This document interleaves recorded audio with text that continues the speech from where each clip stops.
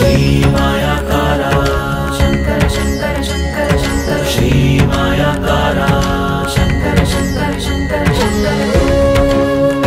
श्री गुरुभ्यो नमः। मायकार प्रभुवे नमः। गणेश देवी वाग्देवी मम वाक्या सिद्धि कुरु कुरु स्वाहा। ओम नमो भगवती ಚಾಮುಂಡೇಶ್ವರಿ ಮಲಯಾಳ ಸ್ವರೂಪಿಣಿ ಸರ್ವಸಿದ್ಧಿಕಾರಿಣಿ ಸತ್ಯಂ ಬ್ರೂಹಿ ಸ್ವಾಹ. ಆರಾಧ್ಯ ದೈವನಾಗಿರುವಂತಹ ಮಲೆಮಹದೇಶ್ವರರನ್ನ ಮನದಲ್ಲಿ ನೆನೆಯುತ್ತಾ ವಿದ್ಯಾಗುರುಗಳ ತಂದೆ ತಾಯಿಯ ಪಾದಾರವಿಂದಗಳಿಗೆ ನಮಸ್ಕಾರವನ್ನು ಮಾಡ್ತಾ ಜಗದ್ಗುರು ಪಂಚಾಚಾರ್ಯರನ್ನ ಬಸವಾದಿ ಶರಣರನ್ನ ಮನದಲ್ಲಿ ನೆನೆಯುತ್ತಾ ನನ್ನೆಲ್ಲ ಯೂಟ್ಯೂಬ್ ವಾಹಿನಿ ವೀಕ್ಷಕ ಬಂಧುಗಳಿಗೆ ಜ್ಯೋತಿಷ್ಯ ಬಂಧುಗಳಿಗೆ ನಿಮ್ಮ ಮೂಗೂರು ಮಧು ದೀಕ್ಷಿತ್ ಮಾಡುವಂತಹ ಪರಿಪೂರ್ಣವಾದಂತಹ ನಮಸ್ಕಾರಗಳು. ಇನ್ನು ಈ ವಾರದ ಕವಡೆ ಶಾಸ್ತ್ರದ ಪ್ರಕಾರ ವಾರ ಭವಿಷ್ಯ ಹೇಗಿದೆ ಅನ್ನುವಂಥ ವಿಚಾರವನ್ನು ತಿಳ್ಕೊಳ್ಳೋಣ. ಇನ್ನೂ ಕೂಡ ನೀವು ಸಬ್ಸ್ಕ್ರೈಬ್ ಆಗಿಲ್ಲ, ಫಾಲೋ ಮಾಡಿಲ್ಲ, ಬೆಲ್ ಬಟನ್ ಪ್ರೆಸ್ ಮಾಡಿಲ್ಲ ಅಂದರೆ ದಯವಿಟ್ಟು ಮಾಡಿ, ಬೇಗ ನೋಟಿಫಿಕೇಶನ್ ಸಿಗುತ್ತೆ. ಈ ವಾರದ ಹೈಲೈಟ್ಸನ್ನು ನೋಡೋದಾದರೆ 8ನೇ ತಾರೀಕಿಂದ 15ನೇ ತಾರೀಕುವರೆಗೆ ಶ್ರೀಶಕೆ 1946ನೇ ಕ್ರೋಧಿನಾಮ ಸಂವತ್ಸರ ದಕ್ಷಿಣಾಯನ ವರ್ಷ ಋತು ಭಾದ್ರಪದ ಮಾಸದ ಶುಕ್ಲ ಪಕ್ಷ. ಇನ್ನು ಈ ವಾರದಲ್ಲಿ ವಿಶೇಷಗಳು ಅಂದರೆ 8ನೇ ತಾರೀಕು ಋಷಿ ಪಂಚಮಿ, ಅಂದರೆ ಇವತ್ತು ಬಹಳ ವಿಶೇಷವಾಗಿ ಋಷಿ ಪಂಚಮಿ ಇರುವಂಥದ್ದು, ಆಚರಣೆ ಇರುವಂಥದ್ದು. ಇನ್ನು 9ನೇ ತಾರೀಕು ಸೂರ್ಯ ಷಷ್ಠಿ, ಇದು ಈ ವಾರದ ವಿಶೇಷ. ಇನ್ನು ಮುಖ್ಯವಾಗಿ ನಾವು ಗಮನಿಸಬೇಕಾಗಿರುವಂತಹ ವಿಷಯಗಳು ಏನಪ್ಪ ಅಂತಂದರೆ ಈ ವಾರದ 12 ರಾಶಿಗಳ ಫಲಾಫಲಗಳೇನು ಅನ್ನುವಂಥ ವಿಷಯದ ಬಗ್ಗೆ ನೋಡೋಣ.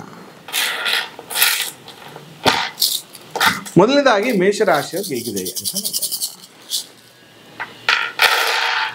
ಮೇಷರಾಶಿಯವರಿಗೆ 2, 4, 6, 8 ಕವಡೆ ಅಂಗಾತ ಬಿದ್ದಿರುವಂಥದ್ದು, ವೈರಿಗಳನ್ನು ಜಯಿಸುವಂಥದ್ದು, ಕೈಗೊಂಡ ಕಾರ್ಯದಲ್ಲಿ ಜಯ, ಧನ ಮಾನ ಲಾಭ, ಮನಸ್ಸಿನಂತೆ ಕಾರ್ಯಗಳು ನೆರವೇರುವಂತಹ ಯೋಗ ಈ ವಾರ ಇರುವಂಥದ್ದು. ಇನ್ನು ವೃಷಭ ರಾಶಿಯವರಿಗೆ ಹೇಗಿದೆ ಅಂತ ನೋಡೋಣ.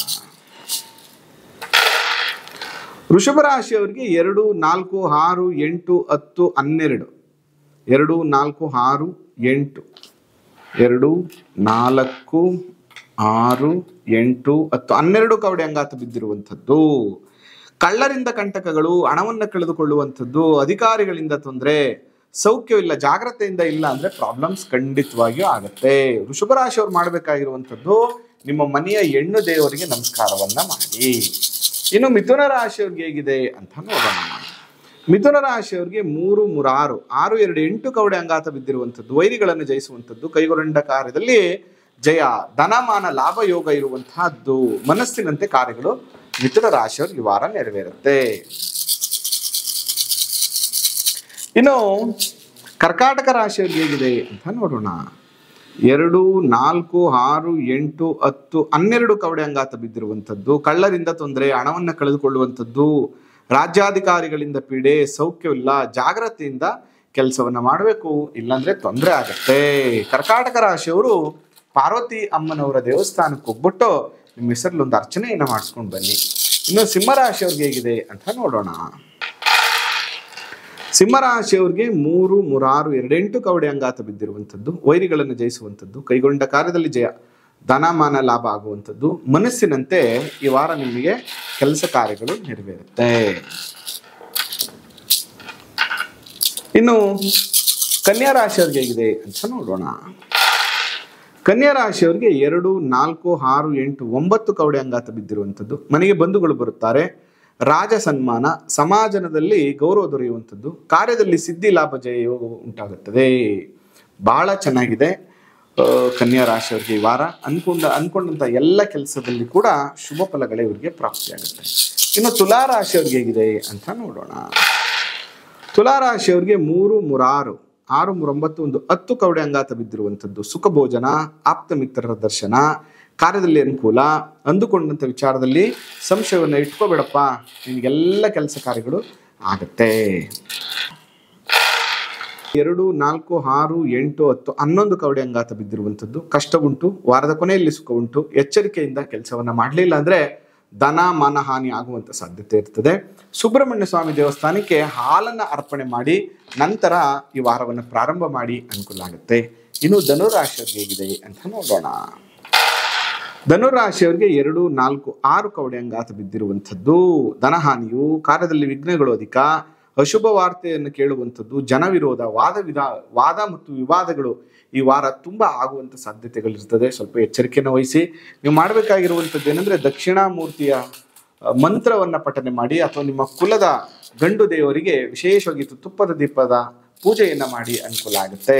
ಇನ್ನು ಮಕರ ರಾಶಿಯವ್ರಿಗೆ ಹೇಗಿದೆ ಅಂತ, ಮಕರ ರಾಶಿಯವ್ರಿಗೆ 2, 4, 6, 8, 9 ಕವಡೆ ಅಂಗಾತ ಬಿದ್ದಿರುವಂಥದ್ದು, ಮನೆಗೆ ಬಂಧುಗಳು ಬರುವಂಥದ್ದು, ರಾಜ ಸನ್ಮಾನ, ಸಮಾಜದಲ್ಲಿ ಗೌರವ, ಕಾರ್ಯದಲ್ಲಿ ಸಿದ್ಧಿ, ಲಾಭ, ಜಯ ಯೋಗವು ಮಕರ ರಾಶಿಯವರು ಉಂಟಾಗುತ್ತೆ.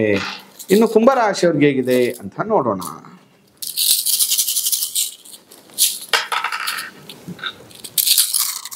ಕುಂಭರಾಶಿಯವ್ರಿಗೆ ಹೇಗಿದೆ ಅಂತ ನೋಡೋಣ. ಕುಂಭರಾಶಿಯವ್ರಿಗೆ 3, 3, 6, 3, 9, 10 ಕವಡೆ ಅಂಗಾತ ಬಿದ್ದಿರುವಂಥದ್ದು, ಸುಖ ಭೋಜನ, ಆಪ್ತ ಮಿತ್ರರ ದರ್ಶನ, ಕಾರ್ಯದಲ್ಲಿ ಅನುಕೂಲ. ಈ ವಿಚಾರದಲ್ಲಿ ಅಂದುಕೊಂಡಂಥ ವಿಚಾರದಲ್ಲಿ ಸಂಶಯ ಬೇಡ, ಎಲ್ಲ ಥರ ಅನುಕೂಲಗಳು ಆಗುತ್ತೆ. ಮಕರ ಕುಂಭರಾಶಿಯವ್ರಿಗೆ ಸ್ವಲ್ಪ 7.5 ಇರೋದ್ರಿಂದ ಶನೇಶ್ವರ ಸ್ವಾಮಿ ದರ್ಶನವನ್ನು ಮಾಡಿ. ಇನ್ನು ಕೊನೆಯದಾಗಿ ಮೀನರಾಶಿಯವ್ರಿಗೆ ಹೇಗಿದೆ ಅಂತ ನೋಡೋಣ. ಮೀನರಾಶಿಯವ್ರಿಗೆ 3, 3, 6 ಕವಡೆ ಅಂಗಾತ ಬಿದ್ದಿರೋದ್ರಿಂದ ಧನಹಾನಿ, ಕಾರ್ಯದಲ್ಲಿ ವಿಘ್ನ, ಅಶುಭ ವಾರ್ತೆಯನ್ನು ಕೇಳುವಂಥದ್ದು, ಜನವಿರೋಧ, ವಾದ ವಿವಾದಗಳು ಉಂಟು. ಎಚ್ಚರಿಕೆಯಿಂದ ಇರಬೇಕು. ನೀವು ನಿಮ್ಮ ಕುಲದೇವರು, ಇಷ್ಟ ದೇವರನ್ನ ಪ್ರಾರ್ಥನೆಯನ್ನು ಮಾಡಿ ಮತ್ತು ರಾಘವೇಂದ್ರ ಸ್ವಾಮಿ, ಸಾಯಿಬಾಬಾ, ಮಲೆಮಹದೇಶ್ವರರು, ಯಡಿಯೂರು ಸಿದ್ಧಲಿಂಗೇಶ್ವರರ ಆರಾಧನೆ ಮತ್ತು ದರ್ಶನವನ್ನು ಮಾಡೋದ್ರಿಂದ ಕೂಡ ಈ ಸಮಸ್ಯೆಗಳು ಕಮ್ಮಿ ಆಗುತ್ತೆ ಅಂತ ಹೇಳ್ತಾ ಈ ವಾರದ ವಾರ ಭವಿಷ್ಯವನ್ನು ಮುಕ್ತಾಯಗೊಳಿಸ್ತಾ ಇದ್ದೇನೆ. ಆ ಮಲೆಮಹದೇಶ್ವರರ ಅನುಗ್ರಹ ಸದಾ ನಿಮ್ಮ ಮೇಲಿರಲಿ. ನಮಸ್ಕಾರ. ಶ್ರೀ ಮಾಯಾಕಾರ ಶಂಕರ ಶಂಕರ ಶಂಕರ ಶಂಕರ ಶ್ರೀ ಮಾಯಾಕಾರ